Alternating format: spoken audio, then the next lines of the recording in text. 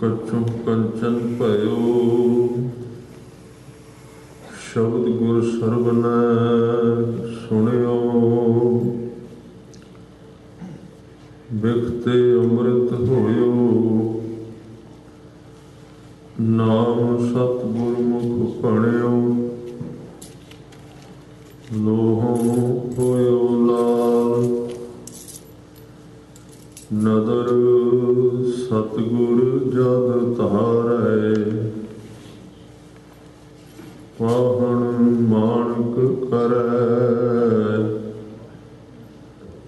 ज्ञान गुर कहयो विचारै काठों श्रीखंड सतगुर कियो दुख दरिद्र तिनके गए सतगुर चरण जिन परसया से पश परेत सुर नर भय तू सुल्तान कहाँ हो मिया तेरी कौन वडाई जो तुम बेह सो कहाँ स्वामी मैं मूर्ख कहन ना जाई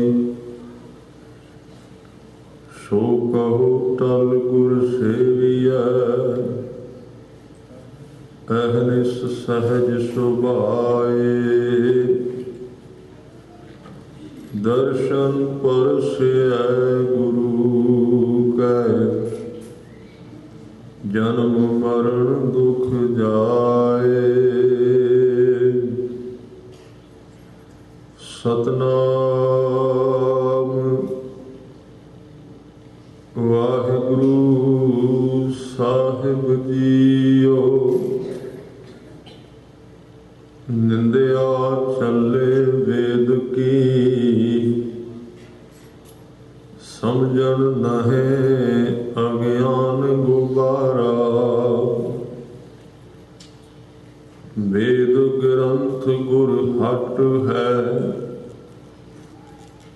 जिस लग भव जल पार उतारा निंदिया चले वेद की समझन नहे अज्ञान गुबारा वेद ग्रंथ गुर हट है जिस लग भव जल पारी उतारा सतगुर बाज ना बूझिए जिचर धरे ना प्रभ अवतारा गुर परमेश्वर एक है सच्चा साहु जगत बनजारा चढ़े सूर मिट जाए अंधारा गुर परमेश्वर एक है सच्चा साहु जगत बनजारा चढ़े सूर मिट जाए अंधारा। वाहिगुरु जी का खालसा वाहिगुरु जी की फतेह। सतगुरु दीन दुनिया के मालक सच्चे पातशाह दसां पातशाहियां दे स्वरूप सर्व कला समर्थ अंतरयामी श्री गुरु ग्रंथ साहिब पातशाह जी के चरणों में सुभाएमान सत्कारयोग साध संगत जीओ, हर रोज आप जी शाम के दीवान विच गुरु घर के महान विद्वान ਭਾਈ ਸਾਹਿਬ ਭਾਈ ਗੁਰਦਾਸ ਜੀ ਦੀਆਂ ਵਾਰਾਂ ਦੀਆਂ ਕੁਝ ਪੌੜੀਆਂ ਦੀ ਵਿਚਾਰ ਸਰਵਣ ਕਰਕੇ ਆਪਣਾ ਜੀਵਨ ਸਫਲ ਕਰ ਰਹੇ ਹੋ। ਅੱਜ ਦੇ ਇਸ ਸਮੇਂ ਵਿੱਚ 17ਵੀਂ ਪੌੜੀ ਜੋ ਆਪਾਂ ਕੱਲ ਅੱਧੀ ਪੌੜੀ ਵਿਚਾਰੀ ਸੀ, ਇਸ ਦੀਆਂ 3 ਪੰਕਤੀਆਂ ਅੱਜ ਵਿਚਾਰਨ ਅਧੀਨ ਹਨ। ਜਿਵੇਂ ਕਿ ਇਸ ਪੌੜੀ ਵਿੱਚ ਕਲਯੁਗ ਦੇ ਭਰਪੂਰ ਉਸ ਜੋਬਨ ਦੀ ਵਿਆਖਿਆ ਹੈ ਜਿਹਦੇ ਵਿੱਚ ਮਨੁੱਖ ਦਾ ਮਨ ਗੁਰੂ ਕਾ ਗਿਆਨ ਸੁਣਦਿਆਂ ਹੋਇਆਂ ਸੰਸਾਰ ਦੇ ਵਿੱਚ ਵਿਚਰਦਿਆਂ ਸੰਸਾਰ ਦੇ ਪਦਾਰਥ ਵਿੱਚ ਇੰਨਾ ਇੱਕ-ਮਿਕ ਹੋ ਜਾਂਦਾ ਹੈ ਕਿ ਇੱਕ ਸਮਾਂ ਐਸਾ ਆਉਂਦਾ ਹੈ ਜਦੋਂ ਮਨੁੱਖ ਗੁਰੂ ਕਾ ਗਿਆਨ ਸਰਵਣ ਕਰਦਾ ਹੈ ਜਾਂ ਗੁਰੂ ਕੇ ਗਿਆਨ ਨੂੰ ਪੜ੍ਹਦਾ ਹੈ। ਇੱਕ ਪਾਸੇ ਗੁਰੂ ਕਾ ਦਿੱਤਾ ਹੋਇਆ ਸੱਚ ਔਰ ਸਿੱਧਾ ਰਸਤਾ ਹੈ ਤੇ ਦੂਸਰੇ ਪਾਸੇ ਮਨ ਦੀ ਦੁਨੀਆ ਹੈ। ਜਦੋਂ ਮਨ ਆਪਣੀ ਵਿਆਖਿਆ ਕਰਦਾ ਹੈ ਤੇ ਉਹ ਗੁਰੂ ਦੇ ਅਰਥ ਵੀ ਬਦਲ ਲੈਂਦਾ ਹੈ।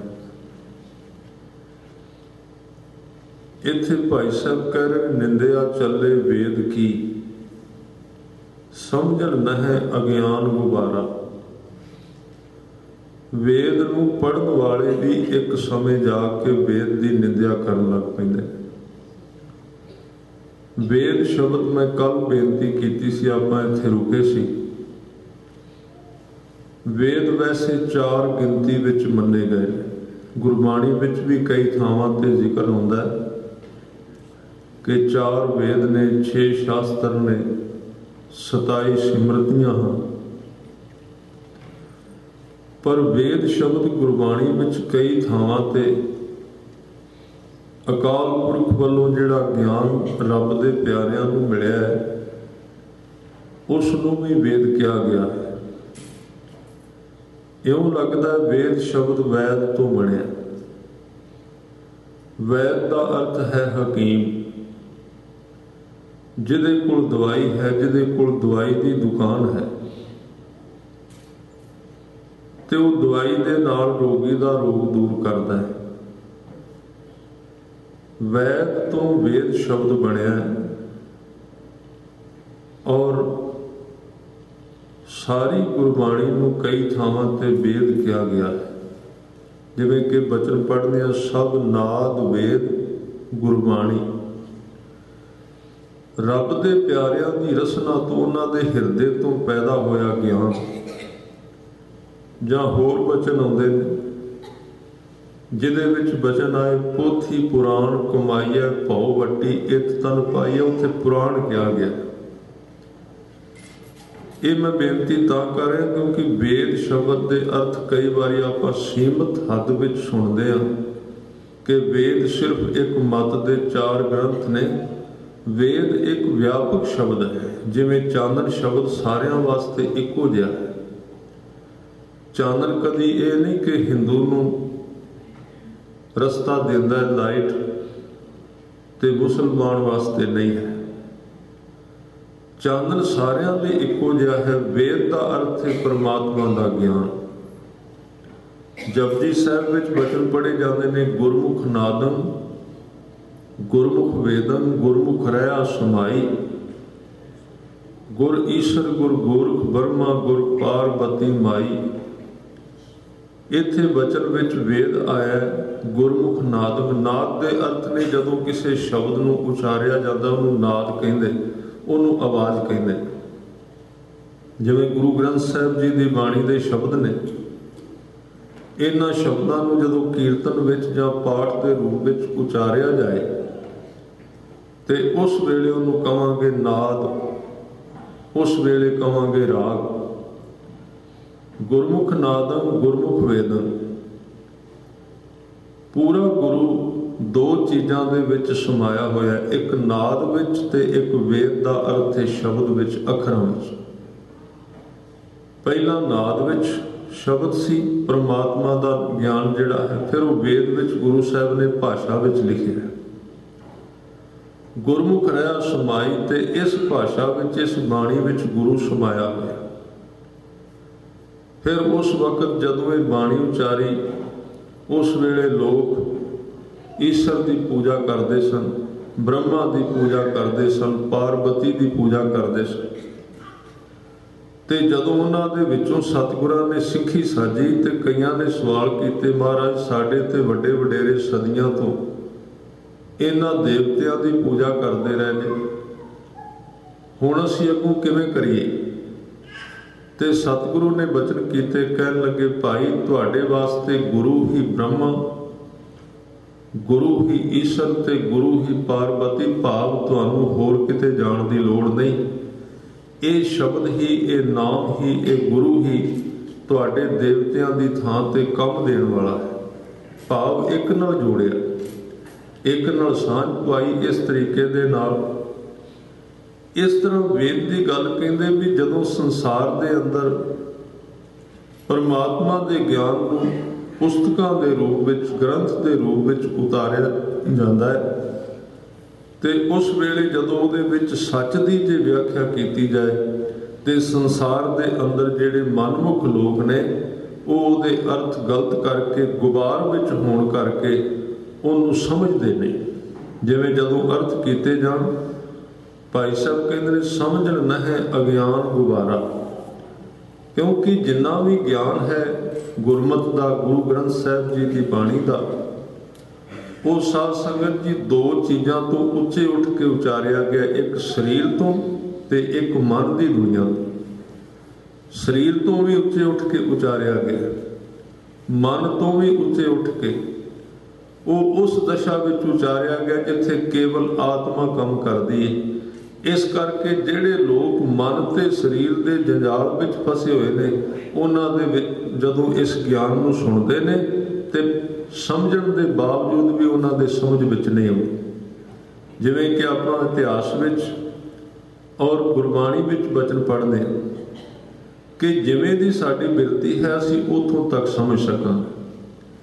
ਭਾਈ ਸਾਹਿਬ, ਭਾਈ ਗੁਰਦਾਸ ਨੇ ਉਦਾਹਰਨ ਵੀ ਦਿੱਤੀ ਹੈ ਕਿ ਇਹ ਜਿਹੜਾ ਮਹਾਂ ਗਿਆਨ ਹੈ, ਗੁਰੂ ਵੱਲੋਂ ਬਖਸ਼ਿਸ਼ ਕੀਤਾ ਗਿਆ ਗੁਰਬਾਣੀ ਦਾ ਗਿਆਨ, ਇਹ ਪਹਿਲਾਂ ਪਹਿਲ ਸਮਝ ਨਹੀਂ ਆਉਂਦਾ। ਪਹਿਲਾਂ ਸਿੱਖ ਨੂੰ ਅਰਦਾਸ ਕਰਨੀ ਪੈਂਦੀ ਹੈ, ਸੇਵਾ ਕਰਨੀ ਪੈਂਦੀ ਹੈ, ਤੇ ਸਹਿਜੇ ਸਹਿਜੇ ਉਹਦੀ ਬੁੱਧੀ ਦੀ ਪਕੜ ਵੱਧਦੀ ਹੈ।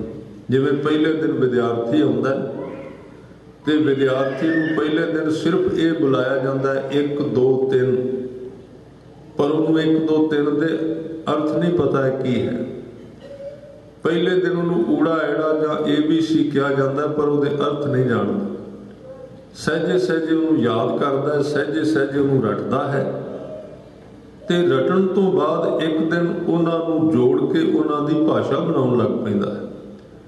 ਇਹ ਸਾਰਾ ਜਿਹੜਾ ਕਾਰਜ ਹੈ ਸਹਿਜੇ ਸਹਿਜੇ ਹੈ, ਪਰ ਜੇ ਸਮਝਣ ਦਾ ਯਤਨ ਨਾ ਕੀਤਾ ਜਾਏ ਤੇ ਇਹ ਸਾਰੀ ਕਾਰਵਾਈ ਧਰਮ ਦੇ ਵਿੱਚ ਰਟਣ ਮਾਤਰ ਰਹਿ ਜਾਂਦੀ ਹੈ। ਤੇ ਸੰਸਾਰ ਦੇ ਲੋਕ ਗੁਰੂ ਕੇ ਉਪਦੇਸ਼ ਨੂੰ ਪੜ੍ਹਦੇ ਵੀ ਨੇ, ਸੁਣਦੇ ਵੀ ਹਨ, ਪਰ ਉਹਨੂੰ ਪੂਰੀ ਤਰ੍ਹਾਂ ਕਮਾ ਨਹੀਂ ਸਕਦੇ, ਕਿਉਂਕਿ ਸਮਝਣ ਵਾਸਤੇ ਉਹ ਤਿਆਰ ਨਹੀਂ ਹੁੰਦੇ।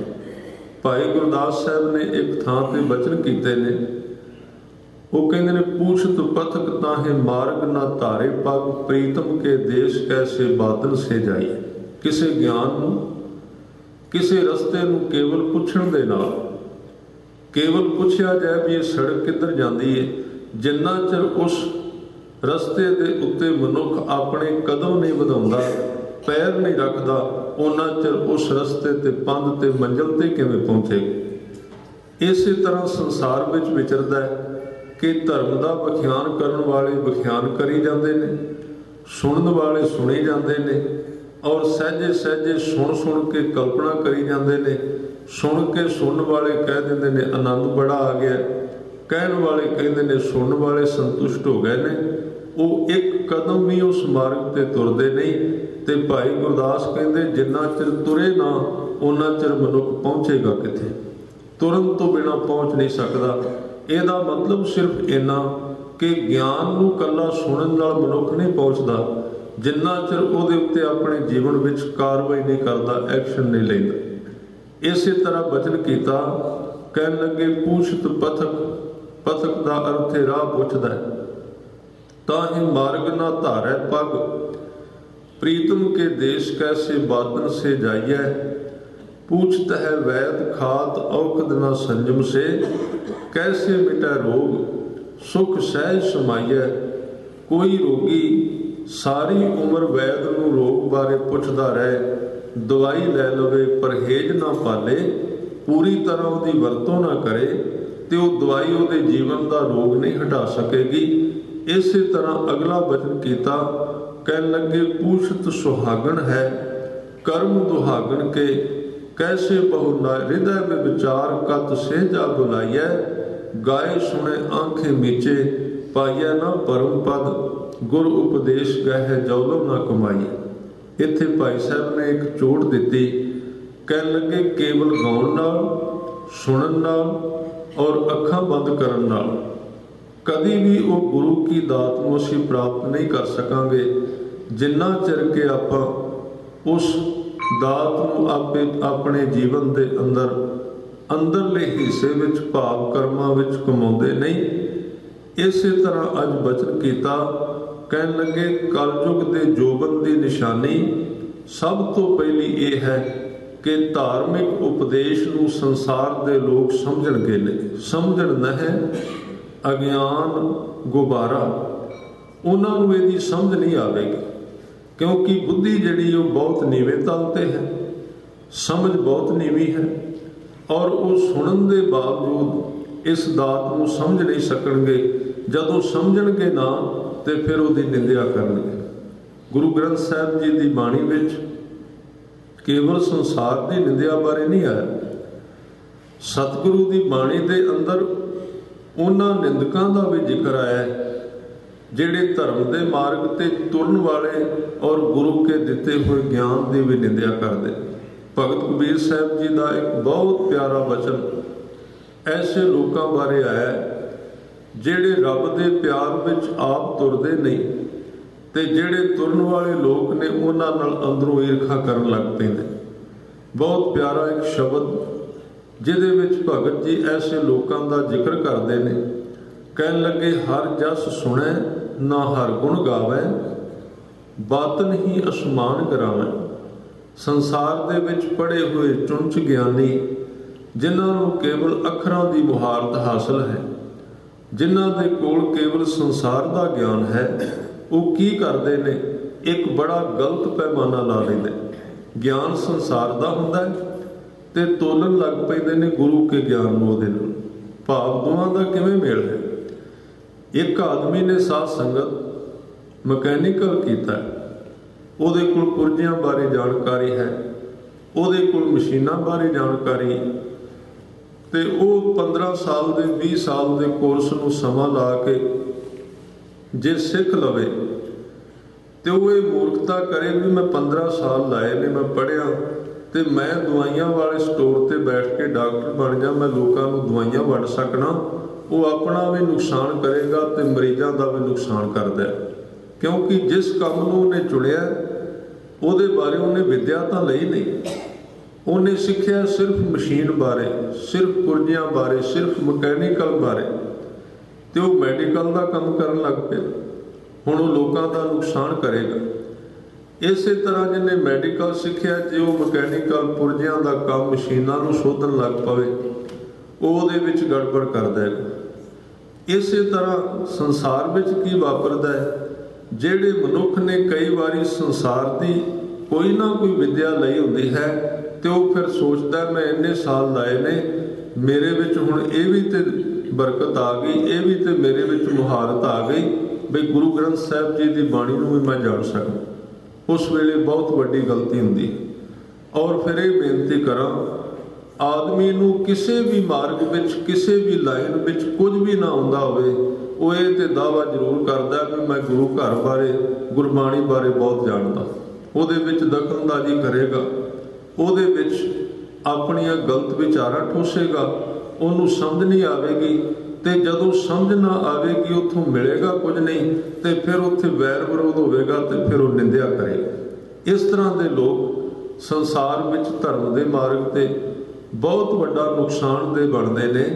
ਤੇ ਭਗਤ ਕਬੀਰ ਸਾਹਿਬ ਬਚਨ ਕਹਿੰਦੇ, ਹਰ ਜਸ ਸੁਣੈ ਨਾ ਹਰ ਗੁਣ ਗਾਵੈ, ਕਿਉਂਕਿ ਪਰਮਾਤਮਾ ਦੇ ਗਿਆਨ ਦੀ ਸ਼ੁਰੂਆਤ ਹੀ ਇੱਥੋਂ ਹੁੰਦੀ ਏ ਕਿ ਉਹ ਮਨੁੱਖ ਸਭ ਤੋਂ ਪਹਿਲਾਂ ਪਰਮਾਤਮਾ ਦਾ ਨਾਮ ਖੁਦ ਗਾਏ ਤੇ ਫਿਰ ਉਹਨੂੰ ਸੁਣੇ। ਪਰਤ ਕੇ ਸੰਭਾਵਨਾ ਹੈ ਕਿ ਉਹ ਕੁਝ ਨਾ ਕੁਝ ਉਸ ਗਿਆਨ ਬਾਰੇ ਜਾਣ ਲੈ। ਇਹਦੇ ਤੋਂ ਪਹਿਲਾਂ ਨਹੀਂ, ਸਿੱਧਾ ਪੜ੍ਹ ਕੇ ਨਹੀਂ, ਪੜ੍ਹੇ ਬਾਅਦ ਵਿੱਚ। ਵੇਖੋ ਗੁਰੂ ਘਰ ਦੇ ਅੰਦਰ ਜਿਨ੍ਹਾਂ ਲੋਕਾਂ ਨੇ ਧਰਮ ਦੀ ਵਿਚਾਰ ਕੀਤੀ, ਉਹ ਪਹਿਲਾਂ ਸੇਵਾ ਕਰਦੇ ਰਹੇ। ਪਹਿਲਾਂ ਉਹਨਾਂ ਨੇ ਸਿਮਰਨ ਕੀਤਾ। ਆਪਾਂ ਗੁਰੂ ਅਮਰਦਾਸ ਪਾਤਸ਼ਾਹ ਜੀ ਦਾ ਜੀਵਨ ਵੇਖ ਲਈ। ਤੀਸਰੇ ਪਾਤਸ਼ਾਹ ਨੇ ਕਿੰਨੀ ਬਾਣੀ ਉਚਾਰੀ। ਹੁਣ ਬਾਣੀ ਤੋਂ ਪਹਿਲਾਂ ਉਹਨਾਂ ਨੇ ਕੋਈ ਸਟੱਡੀ ਨਹੀਂ ਕੀਤੀ, ਕਿਤੇ ਕੋਈ ਅਭਿਆਸ ਨਹੀਂ ਕੀਤਾ। ਤੁਸੀਂ ਬਾਣੀ ਪੜ੍ਹ ਕੇ ਵੇਖੋ, ਉਹਨਾਂ ਦੀ ਬਾਣੀ ਦੀ ਤਰਤੀਬ ਇਸ ਤਰ੍ਹਾਂ ਖੁੱਲ੍ਹੇ ਸ਼ਬਦ ਵਰਤੇ ਗਏ। ਪਰ ਉਹਦੇ ਤੋਂ ਪਹਿਲਾਂ ਉਹਨਾਂ ਨੇ 12 ਸਾਲ ਦੇ ਕਰੀਬ ਆਪਣੇ ਹੱਥਾਂ ਨਾਲ ਸੇਵਾ ਕੀਤੀ ਤੇ ਰਸਨਾ ਨਾਲ ਨਾਮ ਜਪਿਆ ਤੇ ਜੀਵਨ ਵਿੱਚ ਗੁਰੂ ਕੇ ਹੁਕਮ ਦੇ ਅਨੁਸਾਰ ਹਰ ਇੱਕ ਕੰਮ ਕੀਤਾ। ਜਦੋਂ ਇਹ ਤਿੰਨ ਚੀਜ਼ਾਂ ਇਕੱਠੀਆਂ ਹੋ ਗਈਆਂ ਤੇ ਉਹਨਾਂ ਦੇ ਅੰਦਰੋਂ ਇੱਕ ਆਪਣੇ ਆਪ ਚਾਨਣ, ਆਪਣੇ ਆਪ ਗਿਆਨ ਦੀ ਧਾਰਾ ਫੁੱਟ। ਉਸ ਗਿਆਨ ਦੇ ਵਿੱਚੋਂ ਉਹਨਾਂ ਨੇ ਫਿਰ ਬਾਣੀ ਉਚਾਰੀ, ਗਿਆਨ ਦਿੱਤਾ, ਗਿਆਨ ਦਾ ਦੀਵਾ ਜਗ ਪਿਆ ਤੇ ਉਹਦੇ ਵਿੱਚੋਂ ਫਿਰ ਬਾਣੀ ਦਾ ਉਚਾਰਨ ਹੋਇਆ। ਜਿਸ ਬਾਣੀ ਨੇ ਅੱਜ ਤੱਕ ਸਾਨੂੰ ਔਰ ਆਉਣ ਵਾਲੇ ਲੋਕਾਂ ਨੂੰ ਰਸਤਾ ਦਿਖਾਉਣਾ ਹੈ, ਉਹ ਕਿੱਥੋਂ ਪੈਦਾ ਹੋਈ? ਇੱਕ ਪੜ੍ਹੇ ਹੋਏ ਕੇਵਲ ਸੰਸਾਰਕ ਗਿਆਨ ਵਿੱਚੋਂ ਨਹੀਂ, ਇੱਕ ਯਥਾਰਥ ਜਿਹੜੇ ਸਰੀਰ ਨੇ ਗੁਰੂ ਕੇ ਹੁਕਮ ਵਿੱਚ ਰਹਿ ਕੇ ਕਾਰ ਕਮਾਈ ਸੀ, ਉਹਦੀ ਰਸਨਾ ਤੋਂ ਸੰਪੂਰਨ ਗਿਆਨ ਪ੍ਰਗਟ ਹੋਇਆ। ਇਸ ਕਰਕੇ ਕਹਿ ਰਹੇ ਨੇ ਸਭ ਤੋਂ ਪਹਿਲਾ ਕਾਰਜ ਸੀ ਧਰਮ ਦੀ ਗੱਲ ਕਰਨ ਵਾਲਿਆਂ ਦਾ ਕਿ ਉਹ ਦੋ ਕੰਮ ਕਰਦੇ, ਇੱਕ ਤੇ ਵਾਹਿਗੁਰੂ ਦਾ ਨਾਮ ਸੁਣਦੇ, ਇੱਕ ਆਪਣੀ ਰਸਨਾ ਦੇ ਨਾਲ ਜਪਦੇ। ਭਗਤ ਕਬੀਰ ਸਾਹਿਬ ਕਹਿੰਦੇ ਇਹ ਦੋਵੇਂ ਕੰਮ ਤਾਂ ਉਹ ਕਰਦੇ ਨਹੀਂ ਤੇ ਗੱਲਾਂ ਨਾਲ ਅਸਮਾਨ ਡੇਗਣ ਨੂੰ ਫਿਰਦੇ। ਹਰ ਜਸ ਸੁਣੈ ਨਾ ਹਰ ਗੁਣ ਗਾਵੈ, ਬਾਤਨ ਹੀ ਅਸਮਾਨ ਗਿਰਾਵੈ।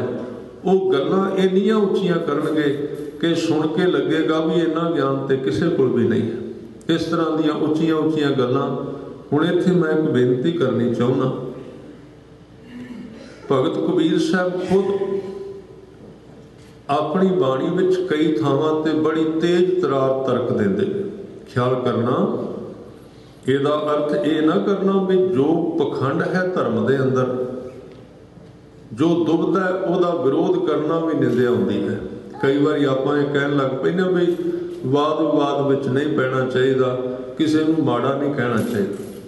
ਇਹ ਠੀਕ ਹੈ, ਪਰ ਉਸ ਪੱਖ ਨੂੰ ਵੇਖਣਾ। ਜਦੋਂ ਤੁਸੀਂ ਬਾਣੀ ਵਿੱਚ ਪੜ੍ਹੋਗੇ ਤੇ ਜਿਹੜੇ ਲੋਕਾਂ ਨੇ ਧਰਮ ਦੇ ਮਾਰਗ ਤੇ ਚੱਲਦਿਆਂ ਪਖੰਡ ਕੀਤਾ, ਉਹਨਾਂ ਦਾ ਵਿਰੋਧ ਬਾਣੀ ਵਿੱਚ ਕੀਤਾ ਗਿਆ। ਉਹਨੂੰ ਆਪਾਂ ਨਿੰਦਿਆ ਨਹੀਂ ਕਹਿ ਸਕਦੇ, ਉਹਨੂੰ ਆਪਾਂ ਤਰਕ ਨਹੀਂ ਕਹਿ ਸਕਦੇ।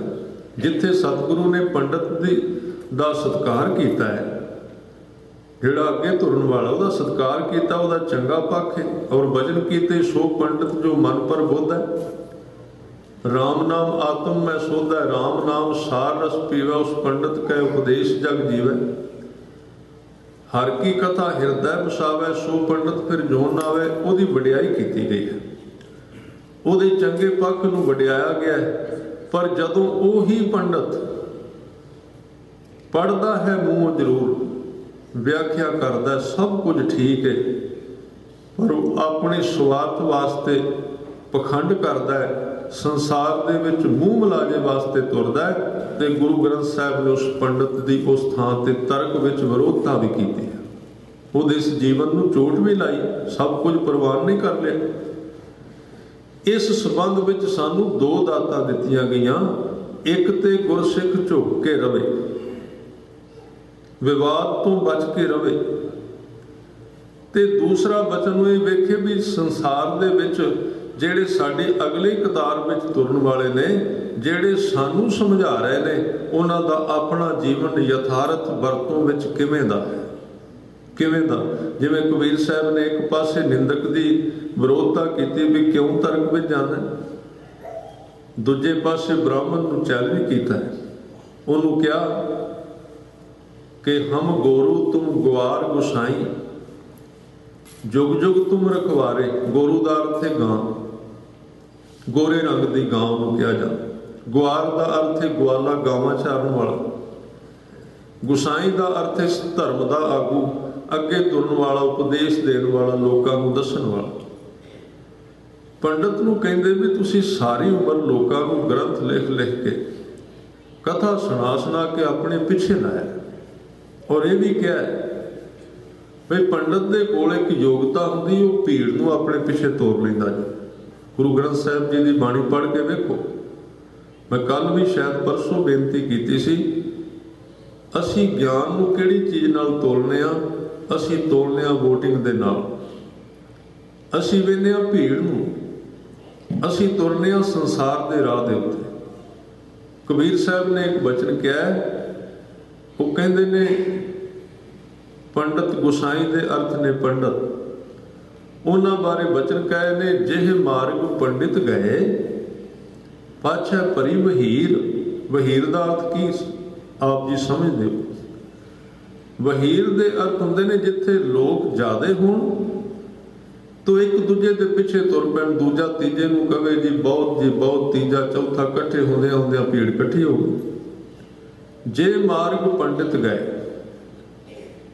ਪਾਛੈ ਭਰੀ ਵਹੀਰ, ਕਿਉਂਕਿ ਪੰਡਤ ਦੇ ਕੋਲ ਯੋਗਤਾ ਹੈ ਅਖਰੀ ਤੋਂ, ਉਹਦੇ ਕੋਲ ਤਰੀਕਾ ਹੈ, ਢੰਗ ਹੈ, ਸਾਰੀਆਂ ਸ਼ਕਤੀਆਂ ਨੇ ਉਹਦੇ ਕੋਲ, ਤਾਕਤਾਂ ਨੇ। ਤੁਸੀਂ ਬਨਾਰਸ ਵੱਲ ਝਾਤੀ ਪਾ ਕੇ ਵੇਖੋ, ਤੁਸੀਂ ਬਨਾਰਸ ਦੀ ਧਰਤੀ ਤੇ, ਕਾਸ਼ੀ ਦੀ ਧਰਤੀ ਤੇ ਕਬੀਰ ਸਾਹਿਬ ਕੋਲ ਇੱਕ ਵੀ ਸਾਧਨ ਨਹੀਂ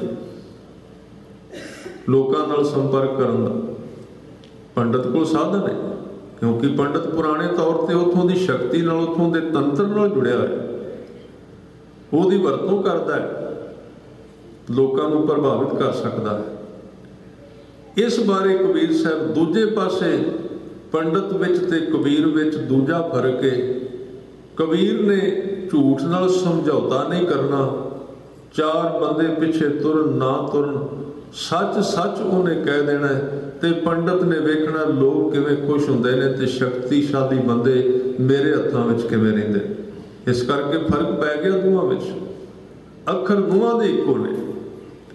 ਕਹਿੰਦਾ ਪੰਡਤ ਵੀ ਰਾਮ ਹੈ, ਕਹਿੰਦੇ ਕਬੀਰ ਸਾਹਿਬ ਵੀ ਰਾਮ ਨੇ। ਫਰਕ ਨਹੀਂ, ਅੱਖਰ ਦੋਵਾਂ ਦੇ ਇੱਕੋ ਨੇ, ਦੋਵੇਂ ਇੱਕੋ ਜਿਹੇ ਲੱਗਣਗੇ। ਇਸ ਧਰਤੀ ਤੇ ਇਹ ਤੇ ਭੁਲੇਖਾ ਰਿਹਾ ਕਿ ਜਿਹੜੇ ਪਖੰਡ ਕਰਨ ਵਾਲੇ ਲੋਕ ਨੇ ਉਹ ਸਦਾ ਧਰਮ ਦੇ ਕੱਪੜੇ ਪਾਉਂਦੇ ਰਹੇ, ਉਹਦੇ ਕੱਪੜੇ ਪਾ ਕੇ ਆਪਣਾ ਜਿਹੜਾ ਰਸਤਾ ਉਹਨੂੰ ਸੰਸਾਰ ਵਿੱਚ ਚਲਾਉਂਦੇ ਰਹੇ ਨੇ। ਇਸ ਨੂੰ ਕਬੀਰ ਸਾਹਿਬ ਨੇ, ਮੈਂ ਤਾਂ ਇਹ ਵਿਸ਼ਾ ਵਿੱਚ ਲੈ ਰਿਹਾ ਸੀ ਕਿ ਅੱਜ ਦਾ ਵਿਸ਼ਾ ਉਹਨਾਂ ਨਿੰਦਕਾਂ ਵੱਲ ਹੈ ਜਿਹੜੇ ਧਰਮ ਗ੍ਰੰਥ ਦੀ ਨਿੰਦਿਆ ਕਰਦੇ ਨੇ ਔਰ ਧਰਮ ਦੇ ਬਣਾਏ ਹੋਏ ਜਿਹੜੇ ਕਾਨੂੰਨ ਨੇ, ਮਰਿਆਦਾ ਨੇ, ਉਹਨਾਂ ਨੂੰ ਖੰਡਿਤ ਕਰਦੇ ਨੇ। ਪਰ ਮੈਂ ਤਾਂ ਵਿੱਚ ਛੋਟੀ ਜਿਹੀ ਸਮਾਂ ਵਿੱਚ ਲਾਇਆ ਵੀ ਇਹਦੇ ਅਰਥ ਇਹ ਨਾ ਕੱਢਣਾ ਵੀ ਗੁਰੂ ਗ੍ਰੰਥ ਸਾਹਿਬ ਵਿੱਚ ਜਿੱਥੇ ਪਖੰਡ ਹੈ, ਜਿੱਥੇ ਦੁਬਿਧਾ ਹੈ, ਜਿਸ ਥਾਂ ਤੇ ਗੁਰੂ ਕੇ ਆਸ਼ੇ ਨੂੰ ਛੱਡ ਕੇ ਸੰਸਾਰ ਦੀ ਚਲਾਕੀ ਵਰਤੀ ਜਾਂਦੀ ਹੈ, ਉਹਦਾ ਵਿਰੋਧ ਨਾ ਕੀਤਾ ਹੋਵੇ। ਸਤਿਗੁਰੂ ਨੇ ਸਾਫ਼ ਸ਼ਬਦਾਂ ਵਿੱਚ ਵਿਰੋਧ ਕੀਤਾ। ਕਬੀਰ ਸਾਹਿਬ ਕਹਿੰਦੇ, ਜੇ ਮਾਰਗ ਪੰਡਿਤ ਗਏ ਪਾਛੈ ਭਰੀ ਵਹੀਰ। ਪਰ ਦੂਜੇ ਪਾਸੇ ਕਿਹਾ, ਇੱਕ ਔਕਟ ਘਾਟੀ ਰਾਮ ਕੀ ਤਹਿ ਚੜ ਰਹਿਓ ਕਬੀਰ। ਕਬੀਰ ਦੀ ਜਿਹੜੀ ਘਾਟੀ ਹੈ ਨਾ, ਔਕਟ ਦਾ ਅਰਥ ਹੈ ਔਖੀ। ਔਕਟ ਸ਼ਬਦ ਦੇ ਅਰਥ ਨੇ ਔਖਾ ਰਾਹ, ਜਿਹਦੇ ਵਿੱਚ ਜ਼ੋਰ ਲੱਗਦਾ, ਜਿਹਦੇ ਵਿੱਚ ਚੜਾਈ ਹੈ, ਜਿਹਦੇ ਵਿੱਚ ਤਾਕਤ ਲਾਉਣੀ ਪੈਂਦੀ ਹੈ। ਇਸ ਕਰਕੇ ਕਬੀਰ ਸਾਹਿਬ ਆਪਣੇ ਜੀਵਨ ਵਿੱਚ ਜਿੱਥੇ ਇਹ ਕਹਿੰਦੇ ਨੇ ਕਿ ਰੱਬ ਦੇ ਪਿਆਰਿਆਂ ਦੀ ਨਿੰਦਿਆ ਨਾ ਕਰੋ, ਪਰਮਾਤਮਾ ਦੇ ਗਿਆਨ ਦੀ ਨਿੰਦਿਆ ਨਾ ਕਰੋ, ਉਸ ਥਾਂ ਤੇ ਧਰਮ ਦੇ ਵਿੱਚ ਆਏ ਹੋਏ ਜਿਹੜੇ ਨਿਵਾਨ ਪੱਧਰ ਦੇ ਲੋਕ ਨੇ, ਉਹਨਾਂ ਦਾ ਵਿਰੋਧ ਵੀ ਕਬੀਰ ਸਾਹਿਬ ਨੇ ਕੀਤਾ। ਇਸ ਸ਼ਬਦ ਵਿੱਚ ਕਹਿੰਦੇ, ਹਰ ਜਾ ਸੁਣੈ ਨਾ ਹਰ ਗੁਣ ਗਾਵੇ, ਬਾਤਨ ਹੀ ਅਸਮਾਨ ਗਿਰਾਵੇ। ऐसे लोगन स्यों क्या कहिए। हुण कुछ लोग ऐसे ने जिन्हां बारे कहण नाल कुछ नहीं निकलदा। ऐसे लोगन स्यों क्या कहिए, जो प्रभ किए भगत ते बाहज, तिन ते सदा डराने रहिए। उन्हां तो दूर रहना चाहिए। ध्यान देना साध संगत, दो तरह के लोग जिहड़े ने सवालिया हुंदे, तर्कवादी हुंदे ने। दो तरह के लोग, एक वो लोग ने जिहड़े बंदगी दे राह ते तुरे ने, गुरु दे मार्ग ते जा रहे ने। उन्हां दी जिंदगी विच भी कोई ना कोई सवाल पैदा होएगा। ख्याल रखो, जरूर सवाल पैदा होएगा। ये नहीं भी उन्हां दे आपां कई बारी कहने फलाना बंदा बड़ा जुड़िया, तो सवाल ही कोई नहीं जिंदगी विच धर्म, कदी उन्हें बाणी बारे सवाल नहीं किया, किसी काम बारे नहीं किया। हाँ, जे तो संपूर्ण तौर पर पंध तय कर चुका, फिर तो कोई सवाल नहीं। तो जे धार्मिक बंदा अजे राह विच अधूरा है, अजे मार्ग विच तो सवाल नहीं करता, तो यदा मतलब साफ है वो तुरे ही कोई नहीं, सवाल पैदा होंदे ही तां। जग्यासू दे भी सवाल ने, असी दोवां नूं इक्को विच बंद दिता जी, पुछो ना कुछ तुरी जाओ, नहीं। जिथे सतगुरु ने कहा तिन ते सदा डराने रहिए, उन्हां दा सिर्फ उन्हां लोकां दा जिक्र है ਜਿਹੜੇ ना बाणी पढ़ते ने, ना सिमरन करते, ना गुरु के मार्ग से तुरते ने। केवल गल्लां लभ के ते उन्होंने सवाल करने होंदे। गुरु साहब कहते इन्हां दे जवाब दिते, इन्हां दा कुछ नहीं समझ, क्योंकि ये तुरते ही कोई नहीं। इन्हां दा काम सिर्फ पुछी जाना, करना नहीं। सवाल विचों सवाल, तरीकां पुछी जाणियां, दिन पुछी जाने, फलाना पिंड कित्थे है, घटना कित्थे वापरी सी, इन्हां चीज़ां विच फसे हुए ने। पर जिहड़े लोग गुरमत के मार्ग से तुरन वाले ने, सच्चे पातशाह ने उन्हां दे नाल गोष्ठी की।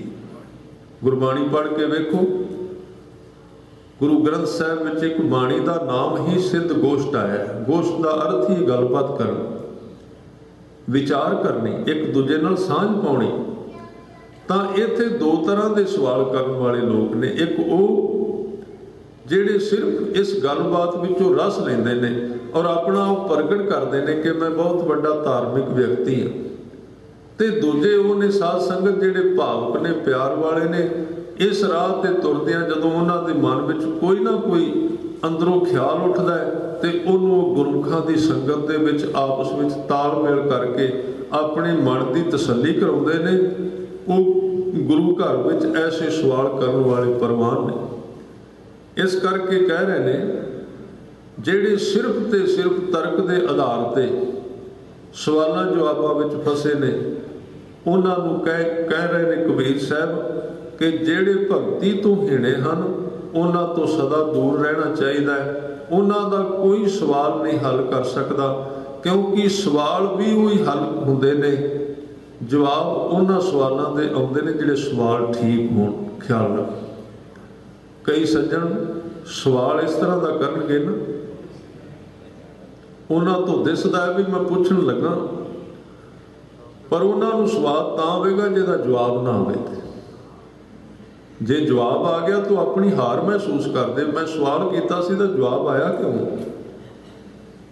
उन्हों का सवाल ही इस तरह होंदा है। पर आप जी तकरीबन सारे पढ़े, कुछ ना कुछ जिथों तक समा मिलिया, तुसी वेख्या होवेगा मैथ विच, हिसाब विच, कि जिस क्वेश्चन विच कमी आ जाए, सवाल नूं लिखण लग्गिया गलती हो जाए, दुनिया का सिरे का बड़ा शास्त्री होवे, मैथ का जानन वाला, हिसाब का, उहदे अगे वो सवाल रख दे, उहदा कदी हल नहीं होवेगा, क्योंकि सवाल ही गलत है।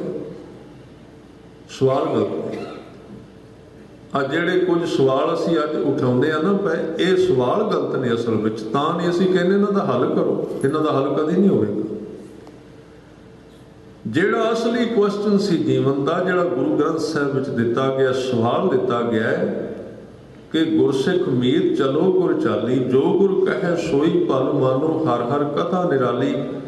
भाई गुरु साहिब का हुक्म है कि दो ही चीज़ां ने मोटे तौर पर गुरु ग्रंथ साहिब विच, दो ही ज्ञान विशेष तौर पर। एक तो मुद्दा है जिहदे ते तुरना है, ਉਹਦੇ ਵਿੱਚ सिर्फ ਇੱਕੋ मुद्दा काम करता सारी गुरु ग्रंथ साहिब जी की बाणी विच, मनुख परमात्मा नाल किवें जुड़े।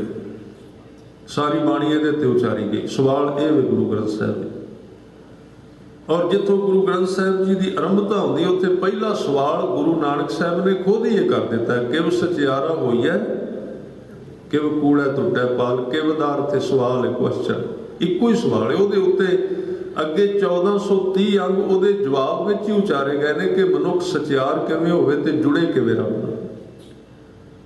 बस इको ही सवाल है, दूसरा कोई सवाल नहीं। आपां शुद्ध किवें होईए, सचियार दे अर्थ ने साफ किवें होईए, अंदरों साडे विचों मैल किवें निकले। ते अगे दो ही चीज़ां बार बार कहीआं गईआं ने। उहदे विच एक कहा गया है कि वह कर्म ना करी जिहदे नाल तैनूं जुड़न विच रुकावट पैंदी है, ते सानूं 24 घंटिਆਂ बाद पता लग जाता है किहड़े कर्म ने अज सानूं रुकावट पाई। इहने भी पुछण जाना पैंदा। आपां सवेरे बहिने उठ के बाणी पढ़दे आ, नितनेम करीदा, ते उस वेले जदों बहीदा ना तो पिछले 24 घंटिਆਂ ਵਿੱਚ ਅਸੀਂ जो जो कीता है वो साडे अगे दौड़न लग पैगा। सारा किनू मिले आ, किहदे नाल की बोलिया, किहदे नाल भला कीता, किस नूं धोखा दिता है, ये सारा उस वेले अगे दौड़ेगा। तो उस वेले सानू साफ समझ आ जाए कि पिछले 24 घंटिਆਂ ਵਿੱਚ ਕਿਹੜੀਆਂ चीज़ां सन ਜਿਹੜੀਆਂ मैं अपनी जिंदगी ਵਿੱਚੋਂ ਕੱਢਣੀਆਂ ਨੇ, ਜਿਹੜੀਆਂ ਇੱਥੇ जुड़न ਵਿੱਚ रुकावट पईआं बनਦੀਆਂ, पता लग जाएगा। वो साफ दिस पैगा। उसे नूं कह मन जानत सब बात, जानत ही अवगुण करे, गुरबाणी ने विखा देना। उस वेले जदों आपां गुटका साहिब हत्थ विच पढ़िया, वो चीज़ां साडे चौवां पासे आके खड़ियां हो जाणगीआं भी इस थां ते जिहड़ा तूं आ कारज कीता है ना, ये तैनूं जुड़न नहीं दे रहा। हुण आउण वाले 24 घंटिਆਂ ਵਿੱਚ तूं यतन कर इन्हां विचों एक एक करके छड्डना शुरू कर दे। इक्को दिन नहीं, सहजे सहजे नूं छड्ड दे। ते फिर दूजे पासे एक दूजी गल कही गई गुरु ग्रंथ साहिब विच भी ओ काम कर। एक ते रोकिया, कुछ कामां तो ते रोकिया भी ये ना करी जिन्हां करके तू टुटना है, ते कुछ काम की दिते ने जिन्हां करके मनुख जुड़दा है, वो काम करने चाहिए। उहदे बारे बचन आए ने, सो किछ कर जित मैल ना लगे। वो काम कर जिहदे नाल तेरे मन दे विच दुविधा नहीं पैंदी, मैल नहीं लगदी। वो किहड़े काम ने, हर कीर्तन मह ये मन जागै। तेरा मन गुरबाणी विच पढ़दियां सुणदियां जागण लग पै, जागणदार ते उहनूं सुणन लग पै। वो कर्म दो तरह के, बस इन्हां 3 चीज़ां दे उत्ते कोई बहुता गुरु ग्रंथ साहिब जी की बाणी विच इन्ने लम्मे चौड़े मनुख नूं जंजाल विच नहीं पाया गया। बिल्कुल साफ छोटा ते सीधा रस्ता है। इस करके कर्म नाल है, जदों असीं करांगे ते उहदे नाल सानूं सारे क्वेश्चन, साडे सारे सवाल अंदरों डिगने शुरू हो जाणगे। जे साडा सवाल ठीक होया, वैसे हर एक गुरसिख का सवाल ये होना चाहिए भी किव सचियारा होई है, किव कूड़ा टुटै पाल। ये सब तो पहला सवाल है। आ दूजे सवाल जिन्ने साडे कोल ने, इन्हां सारियां दा हल इहदे विचों हो जाएगा। कोई सवाल नहीं बचेगा। नहीं तो सारी उम्र बस यही पुछते रहांगे जी मत्था किधरों टेकना है, परिक्रमा करनी है कि नहीं करनी, ये करना है कि नहीं करना, सब चीज़ां तय कर देगा सवाल। तो जिन्ना चिर असीं इहदे उत्ते काम ना कीता, उन्ना चिर असीं सारी मर्यादा नूं सिख भी लिया तो साड़ी जिंदगी विच सुकून नहीं आएगा, शांति नहीं आएगी। इस करके भगत जी कहते ने कि जो प्रभ किए भगत ते बाहज। जेड़े लोग भगती तो बाहज ने, हीणे ने, उन्हां नाल बहुता सिर ना खपाई, उन्हां दे पल्ले कख नहीं पैना। 3 ते सदा डराने रही है। अगे बचन कीते आप ना देहे चरू पर पानी। चरू का अर्थ है एक चुड़ी, थोड़ा जिहा। आप उन्होंने कभी एक चुड़ी भी किसी को पानी नहीं पियाया। पियाउणगे कितों, कोल होवेगा तो पियाउणगे। जिहदे अपने घड़े विच पानी है उन्हें आप पीता तां ही दूजे नूं आवाज़ देगा। जिहदा घड़ा ही खाली है वो दूजे नूं पानी कितों पियाएगा, टिका कितों आएगा उसनूं। आप न देहि चरु पर पानी, तेह निंदै जे गंगा आनी। ते जिन्हां ने संसार दे विच गंगा वहा दित्ती है भी आओ जिन्हें करना इशनान करो इहदे विच, आओ जिन्हें इहनूं पी के तृप्त होना है इस धर्म दे मार्ग नूं, उन्हां दी निंदिया ऐसे लोग करनगे। आप ना देह चरु पर पानी, तेह निंदा जे गंगा आनी। अगे होर ਇਹਦੇ बहुत शब्द कबीर साहब कहते ने ਜਿਹਦੇ ਵਿੱਚ ਊਠਤ ਬੈਠਤ ਕੁਟਲਤਾ ਚੱਲ ਹੈ, ਉਹਦੇ ਵਿੱਚ ਕੁਟਲ ਨੀਤੀ ਹੈ। ਇਹ ਕੁਟਲ ਸ਼ਬਦ ਜਿਹੜਾ ਨਾ ਇਹਦੇ ਅਰਥ ਵਿਦਵਾਨਾਂ ਨੇ ਕੀਤੇ ਨੇ ਟੇਢਾ ਤੁਰਨਾ, ਸਿੱਧਾ ਨਹੀਂ ਤੁਰਨਾ। ਕੁਟਲ ਨੀਤੀ, ਰਾਜਨੀਤੀ, ਨੀਤੀਵਾਨ ਹੋਣਾ। ਵੈਸੇ ਧਰਮ ਦੇ ਵਿੱਚ ਸੰਸਾਰ ਵਿੱਚ ਤਾਂ ਨੀਤੀ ਦੀ ਲੋੜ ਪੈਂਦੀ, ਕੋਈ ਸ਼ੱਕ ਨਹੀਂ। ਸੰਸਾਰ ਵਿੱਚ ਜਿੰਨੇ ਵਿਚਰਨਾ ਉੱਥੇ ਨੀਤੀ ਸਮਝਣੀ ਪਏਗੀ, ਤਰੀਕਾ ਸਮਝਣਾ ਪਏਗਾ ਵੀ ਕਿਵੇਂ ਵਰਤਣਾ, ਕਿਵੇਂ ਦਾ ਖਿੱਤਾ ਹੈ, ਕਿਵੇਂ ਦੇ ਲੋਕ ਨੇ, ਉਹਨਾਂ ਨਾਲ ਕਿਵੇਂ ਆਪਾਂ ਵਰਤਾਂਗੇ। ਪਰ ਉਸ ਵੇਲੇ ਤਰਾਸਦੀ ਆ ਜਾਂਦੀ ਹੈ ਜਦੋਂ ਧਰਮੀ ਬੰਦੇ ਨੀਤੀ ਦਾ ਸ਼ਿਕਾਰ ਬਣ ਜਾਂਦੇ ਨੇ। ਉਹ ਧਰਮ ਵਿੱਚ ਨੀਤੀਆਂ ਵਰਤਣ ਲੱਗ ਪੈਂਦੇ ਨੇ, ਸਿੱਖ ਲੈਂਦੇ ਨੇ ਤਰੀਕੇ। ਉਸ ਵੇਲੇ ਧਰਮ ਦੇ ਵਿੱਚ ਭ੍ਰਿਸ਼ਟਪੁਣਾ ਸ਼ੁਰੂ ਹੋ ਜਾਂਦਾ ਜਦੋਂ ਧਰਮ ਵਿੱਚ ਨੀਤੀਆਂ ਸ਼ੁਰੂ ਹੋ ਜਾਂਦੀਆਂ।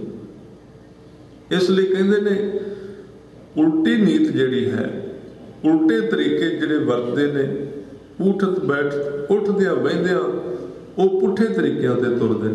ਕੁਟਲਤਾ ਚਾਲੈ ਆਪ ਗਏ ਔਰਨ ਨੂੰ ਘਾਲੈ। ਕੁਦਰਤੀ ਤੌਰ ਤੇ ਜਿਹੜਾ ਮਨੁੱਖ ਖੁਦ ਗਰੀਬ ਹੈ, ਨੀਵਾਂ ਹੈ, ਉਹਦੇ ਮਨ ਦੇ ਵਿੱਚ ਇੱਕ ਇਹ ਹੁੰਦਾ ਹੈ ਕਿ ਮੇਰੀ ਗਿਣਤੀ ਹੋਰ ਵਧੇ, ਮੇਰੇ ਨਾਲ ਤੇ ਹੋਰ ਵੱਧ ਜਾਏ। ਜਿਹੜਾ ਧਾਰਮਿਕ ਤੌਰ ਤੇ ਸਖਣਾ ਹੈ ਉਹਨੂੰ ਧਾਰਮਿਕ ਮਨੁੱਖ ਚੰਗੇ ਨਹੀਂ ਲੱਗਣਗੇ, ਉਹਨਾਂ ਦੀ ਨਿੰਦਿਆ ਕਰੇਗਾ। ਊਠਤ ਬੈਠਤ ਕੁਟਲਤਾ ਚਾਲੈ ਆਪ ਗਏ ਔਰਨ ਨੂੰ ਘਾਲੈ। ਤੇ ਬਚਨ ਕੀਤੇ ਕਹਿਣ ਲੱਗੇ ਆਪ ਗਏ ਔਰਨ ਨੂੰ ਖੋਵੈ, ਆਗ ਲਗਾਏ ਮੰਦਰ ਮੈਂ ਸੋਵੈ। ਉਹਨਾਂ ਦੀ ਹਾਲਾਤ ਐਸੀ ਹੈ ਵੀ ਉਸ ਘਰ ਵਿੱਚ ਸੁੱਤੇ ਪਏ ਨੇ ਜਿਨ੍ਹਾਂ ਨੂੰ ਨੇ ਆਪ ਚੌਵਾਂ ਪਾਸੋਂ ਅੱਗ ਲਾਈ ਹੋਈ। ਅੱਗੇ ਬਚਨ ਕੀਤੇ ਕਬੀਰ ਸਾਹਿਬ ਨੇ ਅਵਰਨ ਹਸਤ ਆਪ ਹੈ ਕਾਣੇ। ਕਾਣੇ ਦਾ ਅਰਥ ਜਿਹਦੀ ਇੱਕ ਅੱਖ ਹੋਵੇ ਤੇ ਇੱਕ ਨਾ ਹੋਵੇ। ਅਵਰਨ ਹਸਤ, ਹਸਤ ਦਾ ਅਰਥ ਹੈ ਹੱਸਣਾ। ਕਹਿਣ ਲੱਗੇ ਦੂਜੇ ਨੂੰ ਵੇਖ ਕੇ ਹੱਸਦੇ ਨੇ ਪਰ ਆਪ ਕਾਣੇ, ਉਹਨਾਂ ਦੀ ਇੱਕ ਅੱਖ ਨਹੀਂ ਹੈ। ਵੇਖੋ ਸ਼ਬਦਾਂ ਦੇ ਵਿੱਚ ਕਿਵੇਂ ਕਬੀਰ ਸਾਹਿਬ ਨੇ ਗਿਆਨ ਨੂੰ, ਵਿਸਤਾਰਿਤ ਗਿਆਨ ਨੂੰ ਛੋਟਾ ਕਰਕੇ ਕਹਿ ਦਿੱਤਾ ਅੱਖਰਾਂ ਵਿੱਚ। ਇੱਥੇ ਇੱਕ ਅੱਖ ਕਿਉਂ ਕਹੀ? ਇਹ ਨਹੀਂ ਕਿਹਾ ਵੀ ਅੰਨੇ ਨੇ।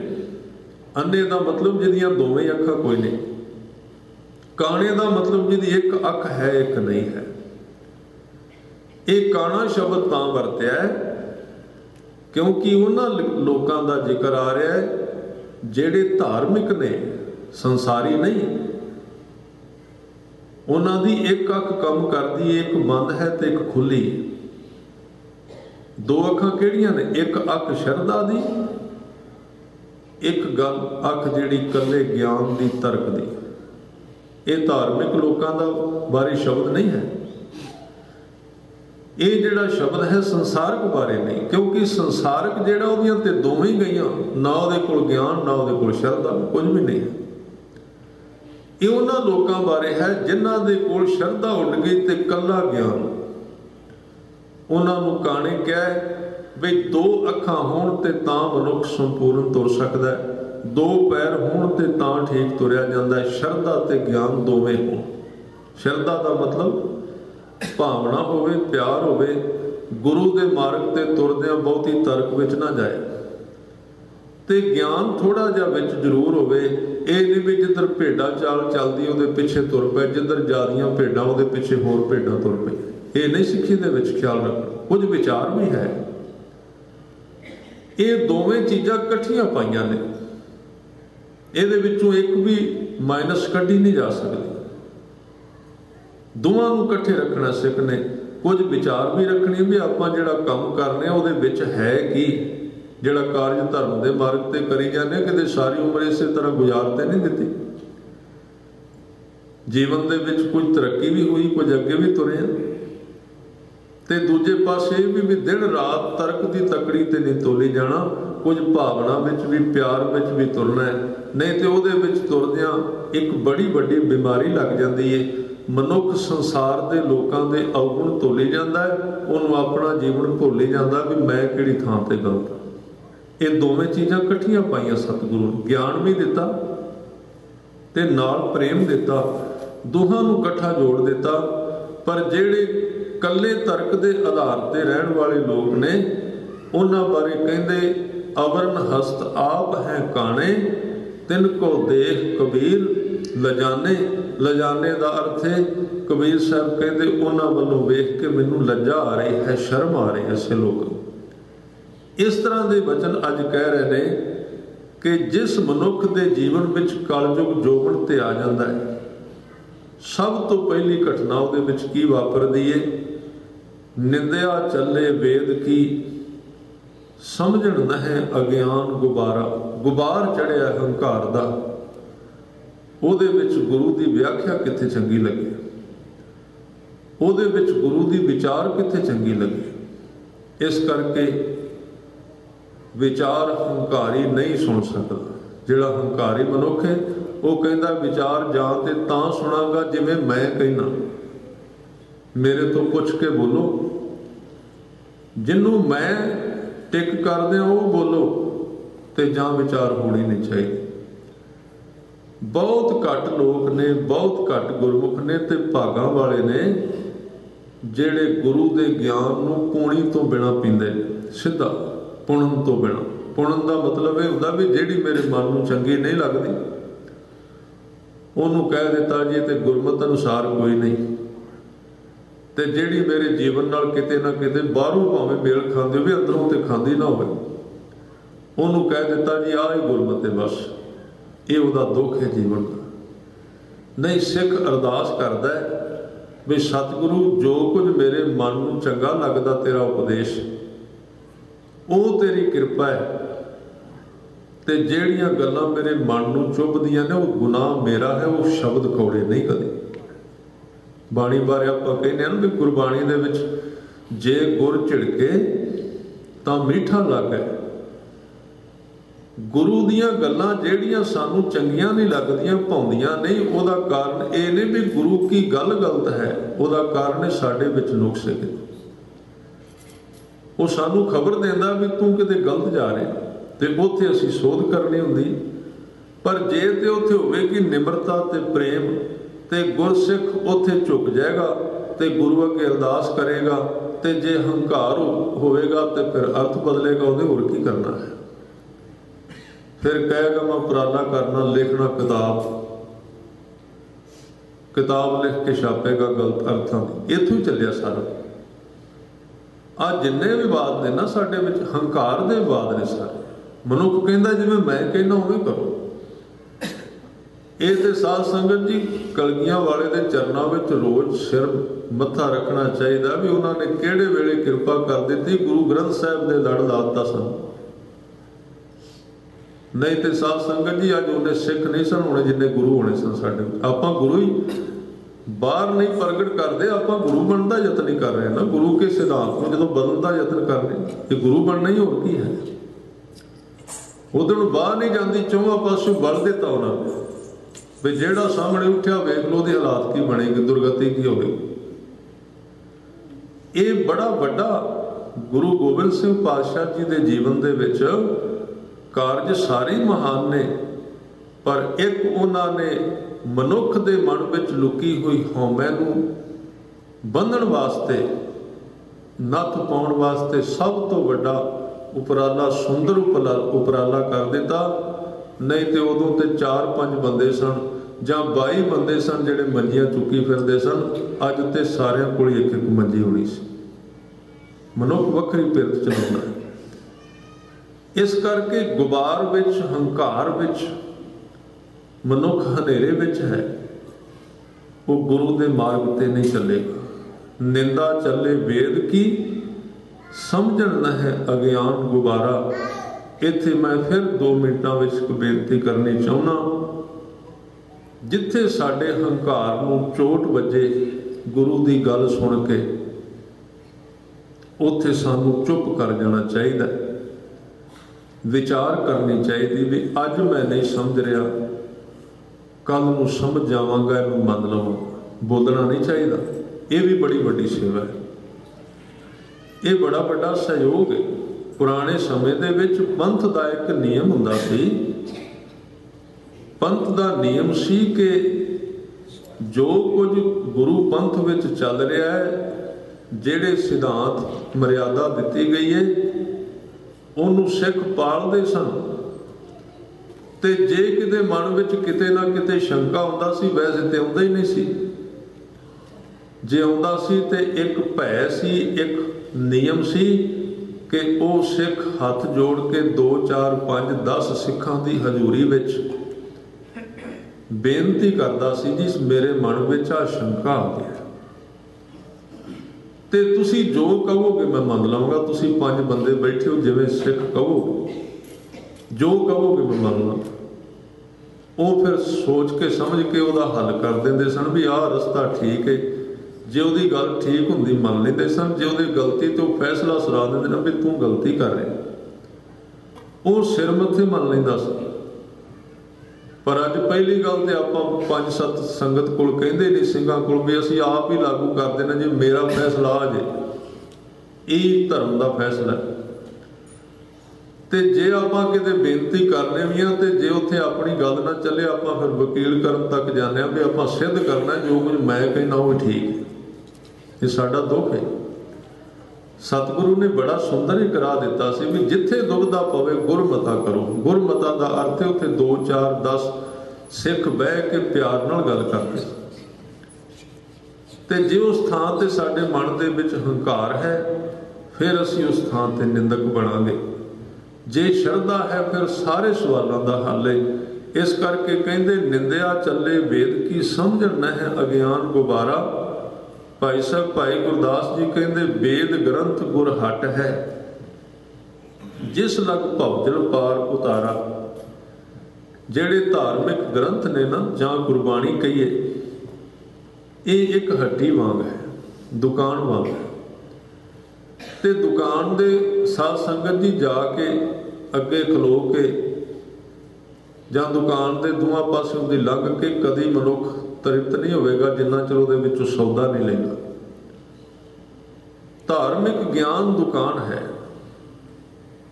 ਜਿੱਥੋਂ ਧਾਰਮਿਕ ਗਿਆਨ ਦਿੱਤਾ ਜਾਂਦਾ ਹੈ, ਕਿਸੇ ਵੀ ਧਰਮ ਦਾ। ਜਿੱਥੇ ਗੁਰੂ ਗ੍ਰੰਥ ਸਾਹਿਬ ਜੀ ਦਾ ਪ੍ਰਕਾਸ਼ ਹੈ, ਇਉਂ ਕਹਿ ਲਵੋ ਵੀ ਉਹ ਇੱਕ ਸੌਦਾ ਹੈ ਉਸ ਥਾਂ ਤੇ, ਉਸ ਦੁਕਾਨ ਦੇ ਵਿੱਚ। ਸਿੱਖ ਗ੍ਰਾਹਕ ਬਣ ਕੇ ਆਇਆ ਤੇ ਉਸ ਸੌਦੇ ਨੂੰ ਲੈਂਦਾ। ਕਿਵੇਂ ਲੈਂਦਾ? ਸੰਗਤ ਵਿੱਚ ਆ ਕੇ ਕੀਰਤਨ ਦੇ ਰਾਹੀਂ ਤੇ ਕਥਾ ਦੇ ਰਾਹੀਂ, ਪਾਠ ਦੇ ਰਾਹੀਂ ਸੁਣਦਾ, ਉਸ ਇਤਿਹਾਸ ਦੇ ਰਾਹੀਂ। ਇਹ ਹੀਰੇ ਉਹ ਖਰੀਦ ਕੇ ਇੱਥੋਂ ਲੈ ਜਾਂਦਾ ਹੈ ਤੇ ਫਿਰ ਉਸ ਸੌਦੇ ਨੂੰ ਲਿਜਾ ਕੇ ਘਰ ਆਪਣੇ ਜੀਵਨ ਵਿੱਚ ਤਿਆਰ ਕਰਕੇ ਉਸ ਪਦਾਰਥ ਨੂੰ ਛਕਦਾ। ਉਸ ਤਰ੍ਹਾਂ ਜਦੋਂ ਛਕਦਾ ਤੇ ਉਹਨੂੰ ਅੰਦਰਲੀ ਤੰਦਰੁਸਤੀ ਮਿਲਦੀ, ਮਾਨਸਿਕ ਤੌਰ ਤੇ, ਵਿਚਾਰਕ ਤੌਰ ਤੇ, ਭਾਵਕ ਤੌਰ ਤੇ। ਫਿਰ ਉੱਥੋਂ ਲਾਭ ਪ੍ਰਾਪਤ ਕਰ ਲੈਂਦਾ। ਇਸ ਕਰਕੇ ਕਹਿੰਦੇ ਵੇਦ ਗ੍ਰੰਥ ਗੁਰ ਹਟ ਹੈ। ਇਹਦਾ ਮਤਲਬ ਇਹ ਹੈ ਵੀ ਕੁਝ ਨਾ ਕੁਝ ਲੈ ਕੇ ਜਾਈਏ। ਦੁਕਾਨ ਤੇ ਸਾਰਾ ਦਿਨ ਖੜੇ ਰਹੀਏ, ਚੀਜ਼ਾਂ ਵਹਿੰਦੇ ਰਹੀਏ, ਫੋਲਦੇ ਰਹੀਏ, ਮੁੱਲ ਪੁੱਛਦੇ ਰਹੀਏ, ਆਦਤ ਹੁੰਦੀ ਕਈਆਂ ਨੂੰ। ਉਹ ਸਾਰੀ ਦੁਕਾਨ ਫੁਲਵਾ ਦਿੰਦੇ ਨੇ। ਦੁਕਾਨ ਵਾਲੇ ਵਿਚਾਰੇ ਸਾਰੇ ਕੱਪੜੇ ਫੋਲ ਦਿੰਦੇ ਨੇ ਤੇ ਜਦੋਂ ਸਾਰੀ ਦੁਕਾਨ ਫੋਲੀ ਜਾਂਦੀ ਨੇ, ਖਲਾਰਾ ਪਾ ਕੇ ਕਹਿੰਦੇ ਜੇ ਨਹੀਂ ਪਸੰਦ ਨਹੀਂ ਆਇਆ ਉਹ ਅਗਲੀ ਤੇ ਚੱਲਦੇ ਆ। ਕਈ ਵਾਰੀ ਸਾਡੀ ਵੀ ਆਦਤ ਹੈ, ਆਪਾਂ ਸਾਰੇ ਧਾਰਮਿਕ ਵਿਸ਼ਿਆਂ ਨੂੰ ਖਿਲਾਰ ਕੇ ਰੱਖ ਦਿੰਦੇ ਹਾਂ, ਲੈਂਦੇ ਇੱਕ ਵੀ ਨਹੀਂ ਉਹਨਾਂ ਵਿੱਚ। ਇਸ ਕਰਕੇ ਕਹਿੰਦੇ ਇੱਥੋਂ ਕੁਝ ਲੈਣਾ ਚਾਹੀਦਾ, ਭਾਵ ਗੁਰੂ ਕੀ ਸਿੱਖਿਆ ਜਿਹੜੀ ਧਾਰਨ ਕਰਨੀ ਚਾਹੀਦੀ। ਵੇਦ ਗ੍ਰੰਥ ਗੁਰ ਹਟ ਹੈ, ਜਿਸ ਲਗ ਭਵਜਲ ਪਾਰ ਉਤਾਰਾ। ਇਸ ਭਵਜਲ ਸੰਸਾਰ ਤੋਂ ਜਿਸ ਦੁਆਰਾ ਪਾਰ ਹੋਈਦਾ। ਪਰ ਅੱਗੇ ਇੱਕ ਬਚਨ ਕੀਤਾ, ਸਤਿਗੁਰ ਬਾਚ ਨਾ ਬੂਝੀਐ, ਜਿੱਚਰ ਧਰੇ ਨਾ ਪ੍ਰਭ ਅਵਤਾਰਾ। ਹੁਣ ਇਹ ਜਿਹੜਾ ਗਿਆਨ ਹੈ ਨਾ, ਜੋ ਸਾਨੂੰ ਦਿੱਤਾ ਗਿਆ, ਇਹਨੂੰ ਬੁੱਝਣ ਵਾਸਤੇ ਕਹਿੰਦੇ ਸਤਿਗੁਰ ਬਾਜ ਨਾ ਬੁੱਝੀਐ। ਕਈ ਇਹਦੇ ਅਰਥ ਸੱਜਣ ਨਾ ਬੜੇ ਚੱਲੀਆਂ ਲਾਈਨਾਂ ਉਹ ਕਰਦੇ ਨੇ, ਕਹਿੰਦੇ ਗਿਆਨ ਤੇ ਹੈ ਗੁਰੂ ਗ੍ਰੰਥ ਸਾਹਿਬ ਦੇ ਵਿੱਚ, ਕਹਿੰਦੇ ਪੂਰੇ ਗੁਰੂ ਤੋਂ ਬਿਨਾਂ ਬੁੱਝਿਆ ਨਹੀਂ ਜਾਂਦਾ। ਇਹਦਾ ਮਤਲਬ ਉਹ ਬੰਦਾ ਗੁਰੂ ਹੈ ਜਿਹੜਾ ਕਹਿ ਰਿਹਾ। ये भी चलता है। कई सज्जन कहते जी अस किहड़ा गलत कर रहे हैं, उत्थे भी तो बाणी पढ़ी जाती है ना, तो बाणी पढ़नी होर है कि उन्होंने कोल, बाणी तो बिना करनगे की। ਜਿਹੜੀਆਂ ਵੱਖਰੀਆਂ ਵੱਖਰੀਆਂ ਧਰਮ ਚੱਲੇ ਨੇ ਪੰਜਾਬ ਦੀ ਧਰਤੀ ਤੋਂ, ਇਹ ਕਹਿੰਦੇ ਨੇ ਵੀ ਅਸੀਂ ਵੀ ਤੇ ਬਾਣੀ ਪੜ੍ਹਦੇ ਹਾਂ, ਪਰ ਨਾਲ ਆਹ ਵਿਚਾਰ ਕਹਿੰਦੇ ਨੇ, ਇਹਦੇ ਅਨਰਥ ਕਰਦੇ ਨੇ, ਜਿੱਥੇ ਕਹਿੰਦੇ ਨੇ ਬਾਣੀ ਤੇ ਚੰਗੀ ਏ ਪਰ ਨਾਲ ਇੱਕ ਗੁਰੂ ਚਾਹੀਦਾ ਜਿਹੜਾ ਦੱਸੇ ਵੀ ਰਾਹ ਦੇ। ਹੁਣ ਇੱਥੇ ਇੱਕ ਧਿਆਨ ਦੇਣਾ, ਸਾਡੇ ਵਿੱਚ ਇਹ ਸਿਧਾਂਤ ਪਾਇਆ ਗੁਰੂ ਸਾਹਿਬ ਨੇ, ਪਰ ਅਸੀਂ ਉਹਨੂੰ ਛੱਡ ਗਏ। ਮੈਂ ਸਵੇਰੇ ਦੁਪਹਿਰ ਦੇ ਦੀਵਾਨ ਵਿੱਚ ਵੀ ਬੇਨਤੀ ਕੀਤੀ ਸੀ ਵੀ ਗੁਰੂ ਗ੍ਰੰਥ ਸਾਹਿਬ ਨੂੰ ਜਿੱਥੇ ਗੁਰਤਾ ਗੱਦੀ ਦਿੱਤੀ ਸੀ ਗੁਰੂ ਕਲਗੀਆਂ ਵਾਲੇ ਨੇ 1708 ਵਿੱਚ, ਉਹਦੇ ਤੋਂ 9 ਸਾਲ ਪਹਿਲਾਂ 1699 ਵਿੱਚ ਉਹਨਾਂ ਨੇ ਜਦੋਂ 5 ਪਿਆਰਿਆਂ ਨੂੰ ਅੰਮ੍ਰਿਤ ਛਕਾਇਆ ਸੀ ਤੇ ਉਹਨਾਂ ਦੇ ਅੱਗੇ ਝੁਕੇ ਸਨ, ਤੇ ਇਤਿਹਾਸ ਕਹਿੰਦਾ ਵੀ ਉਹਨਾਂ ਨੇ 5 ਪਿਆਰਿਆਂ ਤੋਂ ਅੰਮ੍ਰਿਤ ਮੰਗਿਆ ਸੀ। ਚਲੋ ਇੱਕ ਰਵਾਇਤ ਸੀ, ਮੰਗਿਆ ਸੀ, ਬਾਹਰ ਤੌਰ ਦਿਸਦਾ, ਪਰ ਉਹ ਕੇਵਲ ਮੰਗਿਆ ਨਹੀਂ ਸੀ, ਉਹਨਾਂ ਨੇ ਉਸ ਵੇਲੇ 5 ਪਿਆਰਿਆਂ ਨੂੰ ਇਉਂ ਕਹਿ ਲਓ ਵੀ ਇੱਕ ਤਰ੍ਹਾਂ ਨਾਲ ਗੁਰਤਾ ਗੱਦੀ ਦੇ ਦਿੱਤੀ ਸੀ ਵੀ ਅੱਜ ਤੋਂ ਲੈ ਕੇ ਜੇ ਗੁਰਦਿੱਖਿਆ ਲੈਣੀ ਤੇ 5 ਪਿਆਰੇ ਦੇਣਗੇ। ਔਰ ਇਹ ਇਤਿਹਾਸ ਦੱਸਦਾ ਵੀ ਜਿੱਦਣ ਤੋਂ ਅੰਮ੍ਰਿਤ ਪਾਨ ਕਰਾ ਦਿੱਤਾ ਸੀ ਗੁਰੂ ਗੋਬਿੰਦ ਸਿੰਘ ਕੋਲ ਕੋਈ ਸਿੱਖ ਆਉਂਦਾ ਸੀ ਨਾ ਵੀ ਸਿੱਖੀ ਦੀ ਦਾਤ ਦਿਓ, ਤੇ ਉਹ ਆਪ ਨਹੀਂ ਸਣ ਦਿੰਦੇ, ਉਹ ਇਸ਼ਾਰਾ ਕਰਦੇ ਸਨ ਜਾ ਉਹਨਾਂ 5 ਤੋਂ ਨਾਮ ਦੀ ਦਾਤ ਲੈ ਤੇ ਗੁਰੂ ਗ੍ਰੰਥ ਸਾਹਿਬ ਦੇ ਚਰਨਾਂ ਨਾਲ ਜੁੜ ਜਾ, ਆਪ ਸਹਾਰਾ ਬਣਦੇ ਸਨ। ਇਹ ਤਰੀਕਾ ਦਿੱਤਾ ਉਸੇ ਵੇਲੇ। ਉਸ ਹਯਾਤੀ ਦੇ ਵਿੱਚ ਉਹ 9 ਸਾਲ ਸੰਪੂਰਨ ਮਰਿਆਦਾ ਕਰਕੇ ਵਿਖਾਈ। ਜਦੋਂ ਕੋਈ ਸਿੱਖ ਆਉਂਦਾ ਤੇ ਉਸ ਵੇਲੇ ਉਹਨੂੰ ਕਹਿੰਦੇ ਵੀ ਤੂੰ ਸਿੱਖੀ ਵਿੱਚ ਸ਼ਾਮਲ ਹੋਣਾ, ਜਾ 5 ਕੋਲ ਉੱਥੋਂ ਲੈ ਨਾਮ ਦੀ ਦਾਤ ਗੁਰੂ ਗ੍ਰੰਥ ਸਾਹਿਬ ਦੀ ਹਜ਼ੂਰੀ ਵਿੱਚੋਂ, ਤੇ 5 ਜੋੜ ਦਿੰਦੇ ਸਨ ਗੁਰੂ ਗ੍ਰੰਥ ਸਾਹਿਬ ਦੇ ਨਾਲ। ਸਿੱਖ ਨੂੰ ਦੱਸ ਦਿੰਦੇ ਸਨ ਤੂੰ ਆਹ ਕੰਮ ਕਰਨਾ, ਕਮਾਈ ਕਰਨੀ, ਤੇ ਉਸ ਕਮਾਈ ਕਰਨ ਦੇ ਵਿੱਚ ਆਪ ਗੁਰੂ ਸਾਹਿਬ ਨਾਲ ਸਹਾਰਾ ਦਿੰਦੇ ਸਨ ਸਿੱਖ ਨੂੰ। ਧਿਆਨ ਦੇਣਾ 3 ਚੀਜ਼ਾਂ ਸਨ, ਇਹਨੂੰ ਇਮਾਨਦਾਰੀ ਨਾਲ ਤੇ ਨਿਰਪੱਖਤਾ ਨਾਲ ਆਪਾਂ ਜੀਵਨ ਵਿੱਚ ਵੇਖੀਏ। 3 ਚੀਜ਼ਾਂ ਕੰਮ ਕਰਦੀਆਂ ਸਨ। ਸਤਿਗੁਰਾਂ ਕੋਲ ਆਉਂਦੇ ਸਨ ਤੇ ਉਹ 5 ਕੋਲ ਭੇਜਦੇ ਸਨ ਤੇ 5 ਜੋੜਦੇ ਸਨ ਗੁਰੂ ਗ੍ਰੰਥ ਸਾਹਿਬ ਜੀ ਦੇ ਨਾਲ, ਤੇ ਗੁਰੂ ਗ੍ਰੰਥ ਸਾਹਿਬ ਪਾਤਸ਼ਾਹ ਜੀ ਦੇ ਵਿੱਚ ਜਿਹੜੇ ਭੇਦ ਸਨ ਉਹ ਸੰਗਤ ਕਰਨੀ ਪੈਂਦੀ ਸੀ। ਉਸ ਵੇਲੇ ਸੰਗਤ ਦੇ ਰਾਹੀਂ ਪਤਾ ਲੱਗਦਾ ਸੀ। ਹੁਣ ਉਸ ਵੇਲੇ ਤੇ ਗੁਰੂ ਸਾਹਿਬ ਖੁਦ ਸਨ, ਤੇ ਜਦੋਂ ਜਾਣ ਲੱਗੇ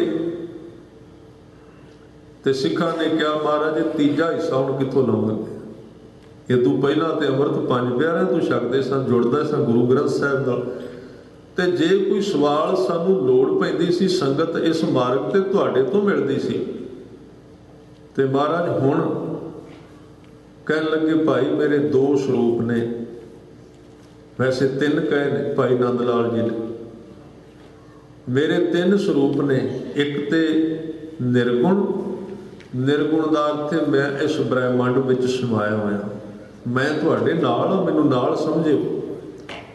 ਜਦੋਂ ਤੁਸੀਂ 5 ਤੋਂ ਦਾਤ ਲੈ ਕੇ ਤੁਰੋਗੇ ਮੈਂ ਤੁਹਾਡੇ ਨਾਲ ਹੋਵਾਂ।